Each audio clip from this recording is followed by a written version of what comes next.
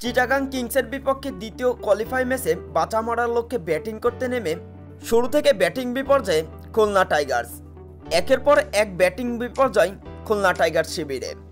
খুলনা টাইগার্সের ইনিংসের 2.2 ওভারে মাত্র 10 রানের মাথায় ফার্নান্দোর বলে আউট হয়ে প্যাভিলিয়নে ফেরেন মেহেদী হাসান মিরাজ।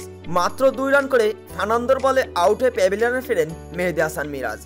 দলীয় ক্যাপ্টেনকে হারানোর পরে উইকেটে আসেন অ্যালেক্স রোজ। তিনি উইকেটে এসেও তেমন সুবিধা করতে পারেননি তার নামের পিছনে। 6 বল খেলে 0 রানে আউট হয়ে যান আলিসাল ইসলামের কাছে ক্যাচ দিয়ে। বোলার নিজের হাতে নিজেই ক্যাচ নিয়েছেন আলিসাল ইসলাম। এরপরে 34 রানের মাথায় আরও এক ওপেনারের উইকেট। বাঁহাতি এই ওপেনার নাইম শেখ, তিনি তার নামের পেছনে আজ কোনো সুবিচার করতে পারেননি। 22 বলে মাত্র 19 রান করে এই দিন প্যাভিলিয়ন পথ ধরতে হয় নাইম শেখকে। এরপরে উইকেটে আসেন আফিফ হোসেন ধ্রুব। তবে আফিফও আজকে তার নামের পেছনে তেমন বড় কোনো স্কোর খাড়া করতে পারেনি।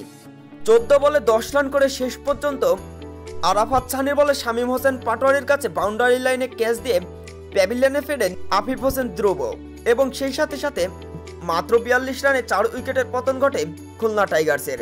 তবে খুলনা টাইগার্স ততক্ষণে খেলে ফেলেছিল 9 ওভার এবং 115 রানের মাথায় 5 উইকেটের পতন ঘটে খুলনা টাইগার্সের। এবং ষষ্ঠ উইকেট জুটিতে শিমরান হেটমায়ার এবং মাহিদুল ইসলাম অঙ্কন দুজনে মিলে খাদের কিনারা থেকে দলকে তুলে আনে পাহাড়ের চূড়াতে। একের পর এক বাউন্ডারি হাঁকাতে থাকে শিমরান হেটমায়ার এবং মাহিদুল ইসলাম অঙ্কন। শিমরান হেটমায়ার তো এই দিন যেন গ্যালারিতে 4 ছক্কার বন্যা বয়ে দিয়েছেন। 4টি ছক্কা এবং 6টি চারের সাহায্যে 33 বলে 63 রানের বিধ্বংসী এক ইনিংস খেলেন শিমরান হেটমায়ার এবং মাহিদুল ইসলাম তিনিও দুর্দান্ত এক বিধ্বংসী ইনিংস।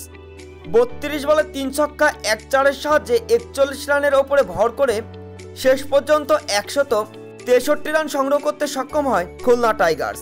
চিটাগাং কিংস তারা কি পারবে 164 রানের লক্ষ্যে ব্যাটিং করতে নেমে এই ম্যাচটি জয় করতে?